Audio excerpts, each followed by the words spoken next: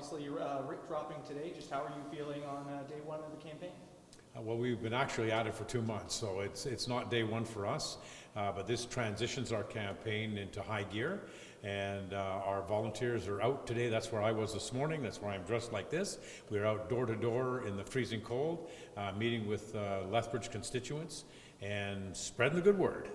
And what are some of the main talking points or main issues that you'll be featuring in your campaign? Well, the same ones that we've been featuring from the very beginning. We talk about public safety, we talk about education, we talk about healthcare, and we talk about infrastructure. These are the key pieces that people are talking about at the doors. Some want to spend a little bit more time on one particular topic, but by and large, those are the areas that most people are concerned about. Yeah, and when you were out door knocking earlier today, was there kind of like a theme that people were like discussing to you more about in terms of their concerns? Just today? Yeah. Or just in general? We could say just in general, but healthcare is an issue for a lot of folks, of course. Education, depending on the neighborhood, is an issue for people. They want to know that the government is going to take care of schools, that they're going to hire more teachers, that they're going to pay, that the school boards are going to be paying educational assistants more money to be able to work in the schools to manage behaviors. That's important to a lot of families. Lots of folks are concerned about the Canada Pension Plan, and they're concerned about issues with health care. And when you talk to them about what's really happening in the province in terms of the number of doctors that have come to the city of Lethbridge, the number that have moved into primary care, so 61 doctors have moved to the city in the last 2 years. 27 of them are in primary care, which means that 34 are specialists. Because we need specialists as well. But the government is laser focused on making sure that we have not only doctors here, but we also have nurse practitioners setting up clinics in the city of Lethbridge. And that compounds with what the government is doing in regards to the positions going into the new medical school at the University of Lethbridge, the money going into the cardiac catheterization lab. So these are a number of things that people want to hear about, and those are some of the discussions that we're having with them. And as for the date, December the 18th, when the election is poised to happen, is there sort of like, would you say concerned that the fact that it's a week before the holidays, that may be sort of a turnout? Or do you think it's just kind of like it is what it is and people are going to show their support no matter what the date is? For us, people are showing their support now. They have been showing their support for the last 2 months. We anticipate they will continue to show their support right through until the day that they vote. So what about last week when Nenshi was in town? Yeah. He said Mr. Nenshi, yes. The election date would be set when university students couldn't vote here. But when you look at the Alberta Elections website, people have to be residents of Lethbridge. I mean, is that a non-issue with students?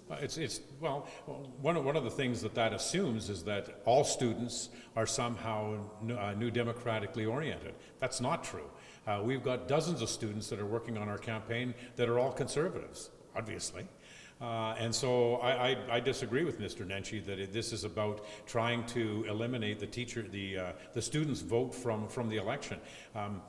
Go to the elections website. There's advanced polls. There's a date that's been set, and simply abide by it. And I'm sure students can figure that out. What we heard at the last election when it came to this riding was it was hard for people to get in touch with their MLA, and that was a big concern.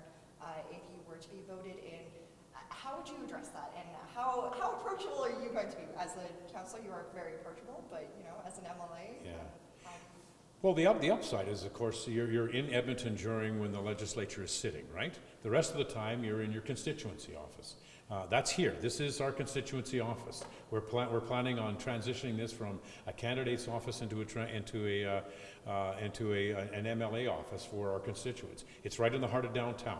We've got lots of space here, and we've actually invited groups to come in and use this space. So whether it's the BRZ or whether it's our constituency association, this is a public space, and we want people to use it. So that's why we've made it in the heart of downtown. It also makes a statement that downtown is not only salvageable, but downtown is a worthy place to be. And that's why we've established our campaign office here.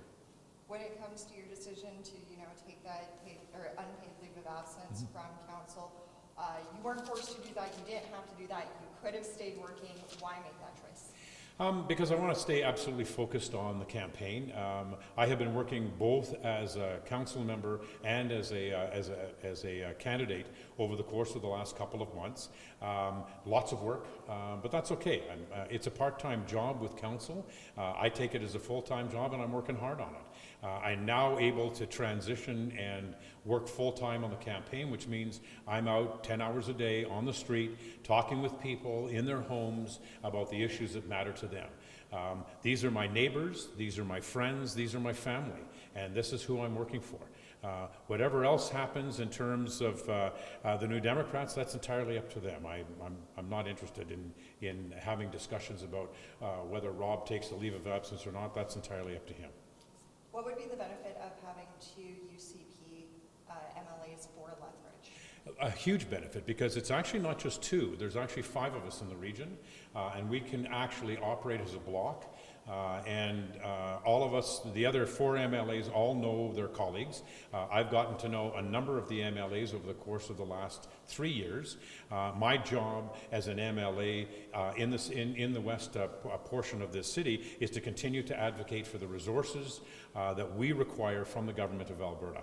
It just simply would allow me to continue to transition and leverage those relationships that I already have for the benefit of the citizens of Lethbridge. And that's what I'm interested in, is providing for the needs of this community, as opposed to sitting in opposition where, well, you can determine what the level of traction is with somebody sitting in opposition. You're right, we had somebody in opposition for the last several years. The office was closed, and at the end of the day, people often went to Minister Neudorf on the east side of the city. They will not have to do that. They will have us. We will have full-time campaign staff here, we will have full-time constituency staff here, and we will have an office. If you listen to the legislature right now, Lethbridge West is brought up quite a bit. Lethbridge as in general has been brought up quite a bit. In the past, it's not been so. How, if you were voted in, would you make sure that Lethbridge did stay in the conversation? Well, I don't think it's just because I'm the belle of the ball at this point. I think it's because of my experience and my expertise. The Premier, I was almost calling him the Prime Minister, the Premier knows full well what my experiences are, and she is certainly in favor of leveraging that. So there's a lot of excitement about this. The MLAs are excited, the party is excited, the Constituency Association is excited about it. Folks that we encounter on the street are excited about turning this riding blue. That's what we intend to do, and no rhymes intended. I will might as well get your reaction as to the announcement of the by-election on the 18th. How do you feel? How do you feel? Are you ready for this campaign? And how do you feel about it being 1 week from Christmas? Well, first of all, we're relieved, obviously, that it's finally been called, and we're really excited. Our team has done some really good work over the last 2.5 months. We've found a lot of support, and we're really ready to push forward, regardless of what the date is. And actually, Nenshi was here earlier last week, and he actually predicted that it will be called midway next week. He gave his own reasons as to why. But like, do you have like, are you kind of like? Were you surprised, or is this kind of what you expected it would have been called today? Well, we were expecting it long before this. However, the team has done great work, right? Regardless of when the date is, we found a lot of support. We've been on the doors. Our job now is to just get the vote out, right? Make sure people are coming to vote for us. Whether or not that the date is before Christmas or in January, I think we just have to deal with that as the best we can and just keep doing the great work that we've always done. And I suppose you've been outdoor knocking out throughout West Lethbridge. And are you still hearing like similar concerns of what people are like the same concerns in healthcare and education, or do you hear anything recently as to that's something that's perked your attention? You know, it really hasn't changed. So healthcare, affordability, and CPP and education, top 3.5 things all the time. The chaos in our healthcare system. Not enough people have family doctors. People are worried that they're going to lose their family doctors. There's a lack of specialists in town. People are waiting a long time, or they have to go to Calgary or other places to reach a specialist. Lots of worry about that. The affordability issues are interesting because the UCP actually controls two big things to do with affordability in our province. One is electrical prices. They haven't put the cap on it. They're taking it off, and it's just making things more unaffordable for people. They just announced yesterday that they're going to change the automobile insurance cap. They're taking that off. They want to go to a more no-fault system. However, for the next 2 years, in order to get some balance in the system, our insurance premiums for automobiles are going up. So there's two things right there. The third thing that really, really scares people is the fact that their CPP might get messed with. People, especially retirement age or almost retirement age, are really worried that their little nest egg that they've contributed to for as long as they've worked might now be messed with, and they're not going to have that security of that income in their retirement years. Right? And then, of course, the education system, overcrowding in classes, crumbling infrastructure, not enough new school builds, and the curriculum issues that we've seen in the last 2 years. Those are things that people are talking to us the most when we're on the doors.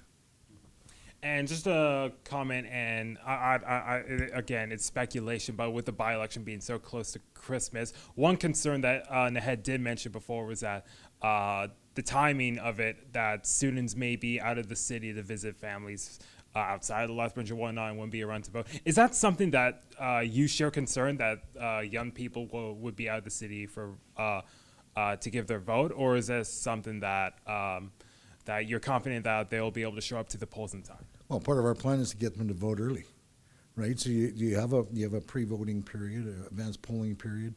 We want to get them out, all of our support. Let's get them out to vote as soon as they can. Don't wait till that very last day. Get them to vote early, and then we've built the system where we're going to get that vote out. We're going to build that support. We're going to bring that vote out, and then we don't have to worry about something, giant blizzard happens on election day, because then no one will show up, right?